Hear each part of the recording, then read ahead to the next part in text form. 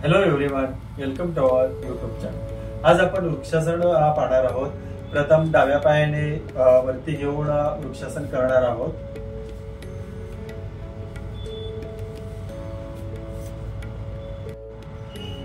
आता आपण उजवा पाय वरती घेऊन वृक्षासन करणार आहोत।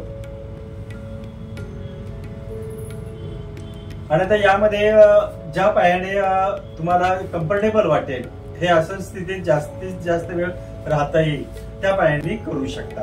या आसनाचे अनेकविध फायदे आहेत आणि प्रामुख्याने या आसनामुळे आपला शारीरिक बॅलन्स राखला जातो आणि मानसिक आणि भावनिक यावरती हे आसन खूप उपयुक्त आहे।